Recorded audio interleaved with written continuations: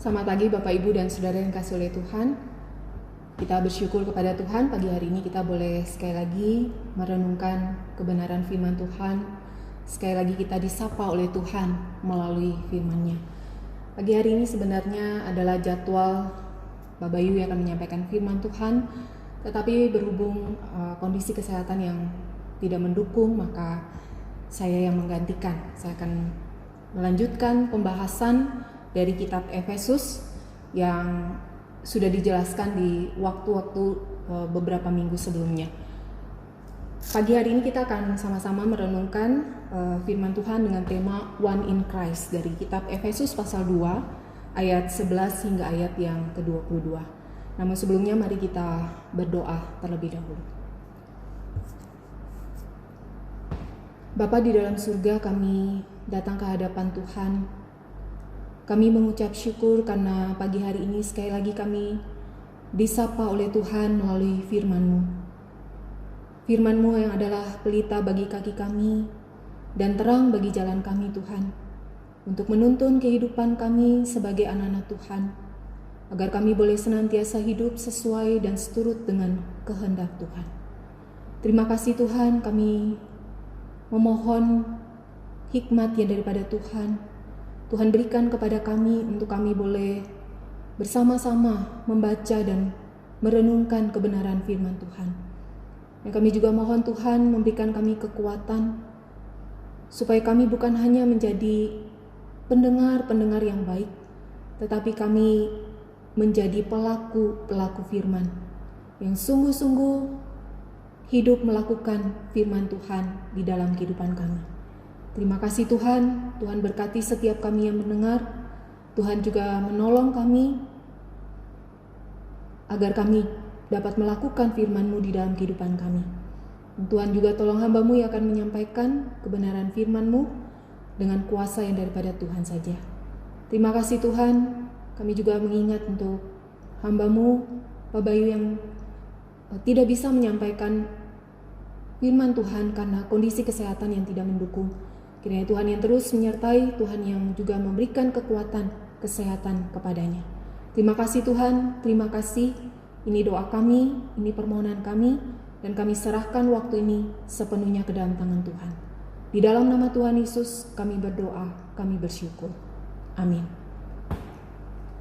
Mari Bapak Ibu Saudara yang terkasih di dalam Tuhan, kita membuka Alkitab kita dari Kitab Efesus pasal yang kedua ayat yang ke-11 hingga ayat yang ke-22. Efesus pasal yang kedua ayat 11 hingga ayat yang ke-22. Saya akan bacakan bagi Bapak Ibu dan Saudara sekalian. Demikian firman Tuhan. Dipersatukan di dalam Kristus. Karena itu ingatlah bahwa dahulu kamu sebagai orang-orang bukan Yahudi menurut daging, yang disebut orang-orang tak bersunat oleh mereka yang menamakan dirinya sunat, yaitu sunat lahiriah yang dikerjakan oleh tangan manusia. Bahwa waktu itu kamu tanpa Kristus tidak termasuk kewargaan Israel dan tidak mendapat bagian dalam ketentuan-ketentuan yang dijanjikan, tanpa pengharapan dan tanpa Allah di dalam dunia. Tetapi sekarang di dalam Kristus Yesus, kamu yang dahulu jauh sudah menjadi dekat oleh darah Kristus. Karena dialah damai sejahtera kita yang telah mempersatukan kedua pihak dan yang telah merubuhkan tembok pemisah, yaitu perseteruan. Sebab dengan matinya sebagai manusia, Ia telah membatalkan hukum Taurat dengan segala perintah dan ketentuannya untuk menciptakan keduanya menjadi satu manusia baru di dalam dirinya, dan dengan itu mengadakan damai sejahtera. Dan untuk memperdamaikan keduanya di dalam satu tubuh dengan Allah oleh salib, dengan melenyapkan perseteruan pada salib itu. Ia datang dan memberitakan damai sejahtera kepada kamu yang jauh, dan damai sejahtera kepada mereka yang dekat. Karena oleh Dia kita kedua pihak dalam satu roh beroleh jalan masuk kepada Bapa. Demikianlah kamu bukan lagi orang asing dan pendatang, melainkan kawan sewarga dari orang-orang kudus dan anggota-anggota keluarga Allah, yang dibangun di atas dasar para rasul dan para nabi dan dengan Kristus Yesus sebagai batu penjuru. Di dalam Dia tumbuh seluruh bangunan rapi tersusun menjadi bait Allah yang kudus di dalam Tuhan. Di dalam Dia kamu juga turut dibangunkan menjadi tempat kediaman Allah di dalam roh. Demikian pembacaan firman Tuhan. Berbahagia setiap kita yang mendengarkan firman-Nya, memelihara juga melakukan di dalam kehidupan kita setiap hari. Bapak, Ibu, dan Saudara yang terkasih di dalam Tuhan, salah satu hal yang cukup banyak terjadi di dalam gereja adalah pertengkaran. Entah kenapa sejauh saya mengamati perilaku orang-orang Kristen di dalam gereja, entah denominasinya apa, alirannya apa, pertengkaran dan permusuhan selalu terjadi di dalam gereja. Baik gereja yang dengan jumlah jemaat banyak maupun gereja yang jumlah jemaatnya sedikit. Buntut-buntutnya yang terjadi adalah perpecahan. Perpecahan tidak selalu harus diartikan dengan meninggalkan gereja dan membentuk gereja yang baru, atau meninggalkan sebuah gereja dan bergabung dengan gereja yang baru. Tetapi apakah sebuah gereja yang ideal adalah gereja yang seragam? Semuanya sama, tanpa ada perbedaan sama sekali. Perbedaan dianggap sebagai sesuatu yang buruk, menghambat, dan sebisa mungkin diminimalisir atau dihilangkan sama sekali. Tetapi secara realistis, apakah hal ini memungkinkan untuk dikerjakan? Apakah keseragaman adalah sesuatu yang ideal bagi sebuah komunitas umat Allah? Saya yakin dan percaya hal semacam ini tidak akan terjadi. Jika keseragaman adalah sesuatu yang tidak dapat dicapai secara sempurna, apakah berarti segala macam perbedaan di dalam sebuah komunitas umat Allah harus diakomodasi atau setidaknya dibiarkan begitu saja? Tidak ada kesamaan visi dan misi, kesamaan filosofi pelayanan, atau kalau perlu tidak ada kesamaan teologi. Bapak, Ibu, Saudara, saya yakin yang terjadi di dalam komunitas ini adalah kekacauan. Bapak, Ibu, dan Saudara sekalian, di dalam ayat yang ke-11, Paulus mengatakan, "Karena itu ingatlah bahwa dahulu kamu sebagai orang-orang bukan Yahudi menurut daging, yang disebut orang-orang tak bersunat oleh mereka yang menamakan dirinya sunat, yaitu sunat lahiriah yang dikerjakan oleh tangan manusia." Bapak, Ibu, dan Saudara, orang Yahudi pada masa Tuhan Yesus dan terus berlanjut pada masa gereja mula-mula memiliki cara pandang yang berbeda terhadap orang-orang non-Yahudi. Selalu ada perbedaan antara orang Yahudi dan non-Yahudi. Dan orang Yahudi pada masa itu memandang diri mereka lebih tinggi dibandingkan dengan mereka yang non-Yahudi. Orang-orang Yahudi membedakan mana orang bersunat dan mana yang tidak bersunat. Bukan berarti orang-orang non-Yahudi tidak boleh masuk ke dalam agama Yahudi, tetapi mereka harus menjalankan ritualitas proselit dan melakukan sunat. Tidak heran tradisi sunat ini pada masa gereja mula-mula masih dianut oleh sebagian orang yang menuntut setiap orang yang tidak bersunat harus bersunat ketika mereka percaya kepada Kristus dan bergabung di dalam komunitas umat Allah. Bapak, Ibu, Saudara, tentu tradisi semacam ini, sunat sebagai upaya keselamatan, ditentang oleh para rasul. Karena sunat bukanlah upaya keselamatan. Sunat tidak lagi diperlukan untuk memperoleh keselamatan dan untuk bergabung di dalam komunitas umat Allah. Bapak, Ibu, dan Saudara, tidak perlu bukan berarti tidak boleh. Sunat untuk alasan lain, misalnya kesehatan, tentu diperbolehkan.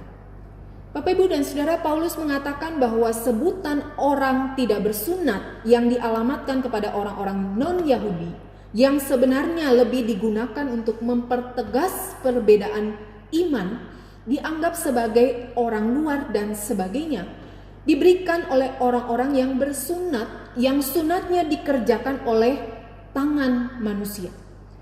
Itu sekedar sebuah sunat lahiriah saja. Dengan mengatakan dikerjakan oleh tangan manusia, Paulus sebenarnya ingin mengontraskannya dengan dikerjakan oleh tangan Tuhan. Paulus ingin mengajak jemaat Efesus, baik yang Yahudi dan terkhususnya yang non-Yahudi, untuk melihat bahwa yang terpenting adalah karya Allah di dalam kehidupan orang percaya. Karya Allah itu adalah karya di dalam Kristus. Kristus yang telah mati dan bangkit untuk menebus dosa manusia. Kristus yang mati dan bangkit untuk mendamaikan manusia yang telah ditebus itu dengan Allah. Dan ini yang sangat ditekankan oleh Paulus di dalam Efesus 2 ayat 12 hingga ayat yang ke-18. Yang pertama, karya Allah yang pertama adalah Kristus menjadikan dekat. Karya Allah adalah karya di dalam Kristus yang pertama adalah Kristus menjadikan dekat. Kita bisa melihat itu di dalam ayat 12 hingga ayat yang ke-13. Bapak Ibu Saudara, sebelumnya memang orang-orang non-Yahudi dan sebenarnya juga orang-orang Yahudi, tetapi Paulus sedang memfokuskan perkataannya kepada jemaat Efesus yang mayoritas non-Yahudi. Dahulu ketika hidup tanpa Kristus, mereka tidak mendapat bagian dari ketentuan-ketentuan yang dijanjikan Allah. Mereka juga tanpa pengharapan, tanpa Allah. Tapi itu dulu. Sekarang di dalam Kristus, mereka yang dahulu jauh kini sudah menjadi dekat oleh darah Kristus. Yang dimaksudkan di sini secara sempit adalah relasi antara orang-orang non-Yahudi dan Yahudi. Karena di dalam ayat berikutnya Bapak Ibu Saudara, yaitu di dalam ayat yang ke-15 dikatakan untuk menciptakan keduanya menjadi satu manusia baru. Jadi tidak mungkin jauh dan dekat dimaksudkan dengan jauh dan dekat dengan Allah, tetapi jauh dan dekat antara umat Allah, terutama antara orang Yahudi dan non-Yahudi. Jadi apa dasar relasi di antara umat Allah? Darah Kristus yang mempersatukan. Relasi di antara umat Allah bukan didasari oleh hal-hal yang sifatnya jasmaniah, yaitu suku, ras, selera, hobi, status sosial, pendidikan, dan sebagainya.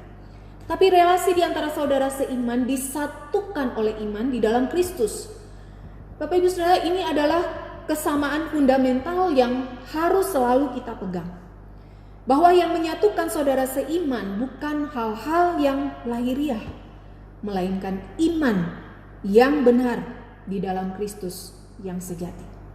Karya Kristus yang kedua adalah Kristus adalah damai sejahtera yang mempersatukan para manusia baru. Di ayat 14 hingga ayat yang ke-17. Bapak Ibu dan Saudara, damai sejahtera atau shalom bukan sekedar sebuah kondisi di mana tidak ada pertengkaran atau permusuhan di antara saudara seiman saja. Di dalam dunia kuno, kedua raja yang mengikat perdamaian tidak lagi bermusuhan atau berperang satu dengan yang lain, tetapi perdamaian di antara mereka juga dibuktikan dengan kerjasama di antara kedua belah pihak. Dan biasanya kerjasama perdagangan.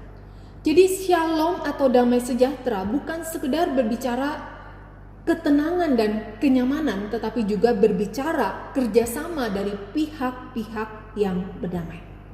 Bapak Ibu dan Saudara sekalian, di dalam Kristus kita diperdamaikan bukan saja dengan Allah, tetapi dengan saudara seiman yang lain. Dan itu artinya kita seharusnya juga terikat dengan keterlibatan di dalam pekerjaan-pekerjaan baik yang Allah sediakan sebelumnya bagi kita. Ketika kita hidup di dalam pekerjaan baik yang Allah sediakan bagi kita, itu menunjukkan bahwa Tuhan telah memberikan kepada kita damai sejahtera itu di dalam Kristus. Tetapi di dalam Kristus kita tidak saja diperdamaikan dengan Bapa, tetapi juga dengan saudara-saudara seiman. Maka masing-masing orang percaya yang terikat dengan pekerjaan baik dengan Bapa juga terikat bersama-sama di dalam pekerjaan baik itu. Jadi orang percaya bukan sekedar tidak bertengkar satu dengan yang lain, tetapi pasif, lulu, gue, ya, bukan. Di dalam damai sejahtera Kristus kita bekerja sama dengan saudara seiman yang lain di dalam pekerjaan baik yang Allah sediakan bagi kita sebelumnya. Ada perbedaan? Tentu saja. Ada orang Yahudi dan non-Yahudi. Secara aplikatif ada berbagai macam orang dari segala latar belakang, pemikiran, dan sebagainya. Perbedaan-perbedaan natural tidak dapat dihilangkan. Kristus juga tidak menghilangkan ke non-Yahudian orang-orang non-Yahudi. Secara fisik mereka tetap saja orang non-Yahudi. Tetapi secara rohani mereka adalah orang percaya. Bukannya sama seperti orang Yahudi. Tetapi kini orang Yahudi dan non-Yahudi yang percaya di dalam Kristus disebut dengan sebutan orang percaya atau Kristen, yang artinya pengikut Kristus. Orang non-Yahudi tidak dimasukkan ke dalam bilangan orang Yahudi, tetapi keduanya dimasukkan dan diciptakan menjadi satu manusia baru di dalam Kristus. Dan identitas baru itu adalah Kristen, yang artinya pengikut Kristus. Dan karya Kristus yang ketiga adalah Kristus menjadi jalan masuk kepada Bapa. Di ayat 18 dikatakan di dalam Kristus baik orang Yahudi maupun non-Yahudi. Artinya semua orang di dalam satu roh memperoleh jalan masuk kepada Bapa. Bapa siapa?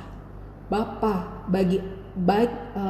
bagi orang-orang Yahudi maupun non-Yahudi, atau semua orang di dalam Kristus. Bapak Ibu Saudara, inilah tujuan karya pendamaian yang dikerjakan di dalam Kristus. Pendamaian dengan Bapa, sehingga setiap orang yang ditebus di dalam Kristus beroleh jalan masuk kepada Bapa. Bapak Ibu dan Saudara yang dikasihi oleh Tuhan, dan selanjutnya di ayat 19 hingga ayat yang ke-20 dikatakan, setiap orang berdosa yang telah didamaikan dengan Bapa oleh Kristus harus berdamai dengan sesamanya, terlebih lagi dengan saudara seiman. Dengan sesama saudara seiman. Di dalam kewarganegaraan sorga, di dalam keluarga kerajaan Allah, tidak ada lagi istilah native atau pendatang. Semuanya adalah anak-anak adopsi Allah. Semuanya adalah orang-orang berdosa yang tadinya binasa. Bahkan Paulus pun mengakui bahwa dia dahulu terbilang sebagai orang-orang semacam ini. Tetapi di dalam Kristus tidak ada lagi pemisahan-pemisahan yang didasarkan oleh hal-hal lahiriah. Dengan demikian, kita orang-orang yang mengaku telah diperdamaikan dan dipersatukan oleh Kristus dengan Bapa, seharusnya berdamai dan dipersatukan dengan saudara-saudara seiman yang lain di dalam Kristus. Pertanyaannya, apakah perbedaan dihilangkan? Bapak Ibu Saudara, perbedaan-perbedaan jasmania tentu tidak akan dihilangkan. Keberagaman itu dibentuk oleh Allah sendiri. Keberagaman itu indah. Justru melalui keberagaman itu, setiap jemaat diperlengkapi dengan karunia yang beragam untuk pembangunan tubuh Kristus. Jadi siapa yang menciptakan keberagaman? Jadi siapa yang menciptakan keberagaman? Yaitu Allah sendiri. Dengan demikian, ada keberagaman, ada hal-hal yang berbeda yang tidak perlu diseragamkan. Yang diperlukan adalah kesatuan dan bukannya keseragaman. Keluarga kerajaan Allah itu terdiri dari berbagai macam orang yang dipersatukan di dalam Kristus. Jadi keluarga kerajaan Allah adalah orang-orang yang dipersatukan di dalam Kristus. Keluarga kerajaan Allah bukan saja dipersatukan di dalam Kristus, Bapak Ibu Saudara sekalian, tetapi dibangun. Artinya ada satu pekerjaan dan proses yang harus dilalui dan dikerjakan di dalam kehidupan keluarga kerajaan Allah, yaitu dibangun. Dari keberagaman menjadi kesatuan itu bukanlah sebuah hal atau sesuatu yang mudah dan otomatis, melainkan sebuah proses penyesuaian yang panjang. Penyesuaian antara anggota yang satu dengan anggota yang lain di dalam penyesuaian mereka kepada Kristus. Bapak Ibu Saudara, keluarga kerajaan Allah dibangun di atas dasar para rasul dan para nabi. Nah, apa itu dasar para rasul dan para nabi? Secara sederhana, para rasul mewakili perjanjian baru, sedangkan para nabi mewakili perjanjian lama. Karya para nabi adalah kitab-kitab perjanjian lama. Karya para rasul adalah Injil dan semua surat perjanjian baru. Dengan demikian, yang dimaksudkan dengan dibangun di atas dasar para rasul dan para nabi adalah dibangun di atas dasar firman Tuhan. Dibangun di atas dasar firman Tuhan artinya firman Tuhan menjadi tolak ukur utama dan satu-satunya bagi pembangunan iman orang percaya. Ini satu-satunya dasar pembangunan tubuh Kristus. Dan ini kesatuan yang harus dimiliki oleh setiap orang percaya di segala zaman dan di segala tempat. Bapak, Ibu, dan Saudara yang sekalian dikasihi oleh Tuhan, kesatuan yang kedua adalah keluarga kerajaan Allah dibangun dengan Yesus Kristus sebagai batu penjuru. Kristus adalah satu-satunya teladan tertinggi di dalam kehidupan orang percaya. Jika saya mau menjadi seorang yang berkenan di hati Allah, pertanyaannya, saya harus menjadi seperti siapa? Seperti Kristus. Kalau saya mau menjadi seorang yang kudus dan tidak bercacat di hadapan Allah, saya harus seperti siapa? Seperti Kristus.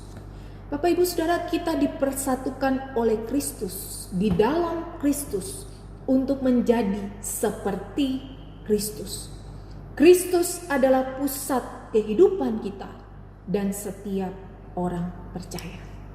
Kita tidak dapat bersatu dengan baik jika kita memiliki dan kita menggunakan dasar yang berbeda-beda, Injil yang berbeda, dan teladan yang berbeda.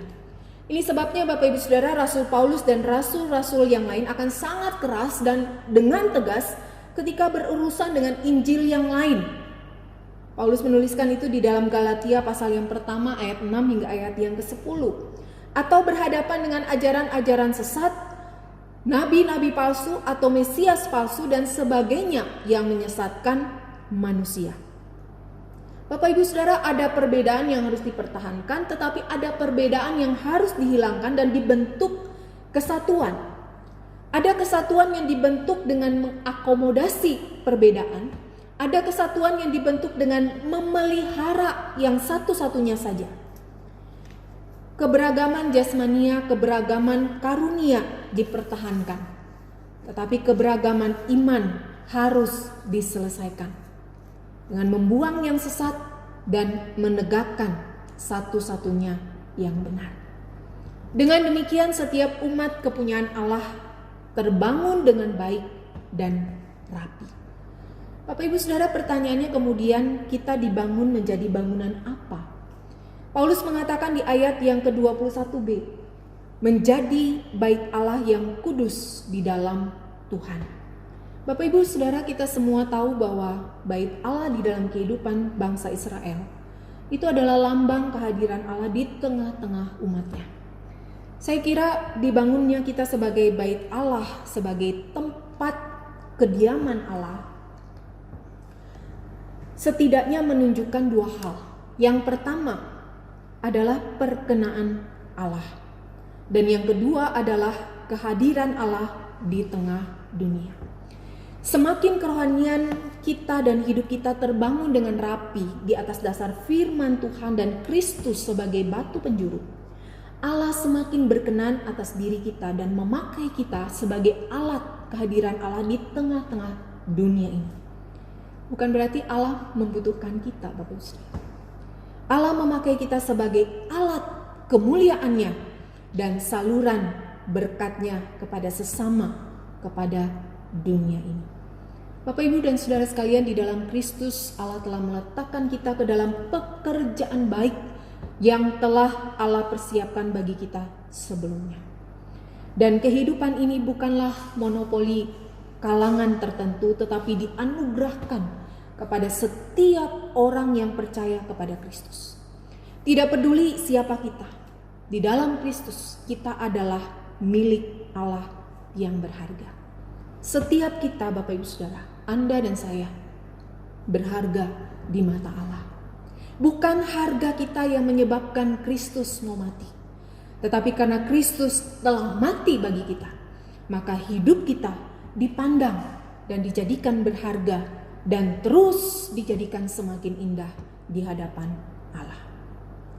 Bapak, Ibu, dan Saudara yang terkasih di dalam Tuhan, mari sebagai saudara-saudara seiman, kita hidup di dalam kesehatian, kita hidup di dalam kesatuan iman, kesatuan arah pertumbuhan, kesatuan pekerjaan baik dengan keberbagaian di dalamnya, dan satu tujuan demi kemuliaan nama Tuhan. Tetapi ada satu hal yang harus diingat, bahwa kesatuan yang dibentuk dan diusahakan bukanlah sebuah kesatuan berdasarkan hal-hal jasmania, melainkan kesatuan berdasarkan iman dan firman di dalam Kristus. Terus dibangun di dalam iman, terus dibangun melalui firman Tuhan dan diproses oleh firman Tuhan. Terus meneladani Kristus dan bergantung kepada Kristus yang telah menyatukan kita dengan Bapa dan yang menyatukan kita semua. Dengan demikian, kita dapat menunjukkan kepada dunia bahwa Allah hadir dan berkarya di tengah dunia yang semakin kacau ini. Dan anak-anak Tuhan harus menjadi bukti bahwa pengharapan di dalam Tuhan itu ada. Amin. Mari kita berdoa. Bapa di dalam surga, kami sungguh mengucap syukur untuk kebenaran firman Tuhan yang sekali lagi mengajarkan kepada kami bagaimana kami sebagai anak-anak Tuhan, sebagai orang-orang percaya, kami hidup di dalam kesatuan iman, kesatuan arah pertumbuhan, dan kesatuan pekerjaan baik demi kemuliaan nama Tuhan.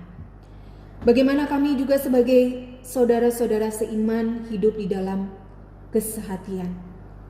Kami terus dibangun di dalam iman, terus dibangun dan diproses oleh firman Tuhan. Dan kami boleh terus hidup meneladani Kristus dan bergantung kepada Kristus yang telah menyatukan kami dengan Bapa dan juga yang telah menyatukan kami semua. Tolong kami Tuhan, sehingga kehidupan kami boleh menjadi kesaksian dan menjadi satu bukti bahwa Tuhan terus berkarya di dalam kehidupan kami. Tuhan terus memperbaharui kami. Tuhan terus bekerja di dalam hidup kami. Dan kehidupan kami juga boleh menjadi kesaksian dan bukti bahwa pengharapan itu ada di dalam Kristus. Terima kasih Tuhan, kami serahkan kehidupan kami ke dalam tangan-Mu. Tolong kami untuk kami melakukan firman-Mu di dalam kehidupan kami. Di dalam nama Tuhan Yesus kami berdoa, kami bersyukur. Amin.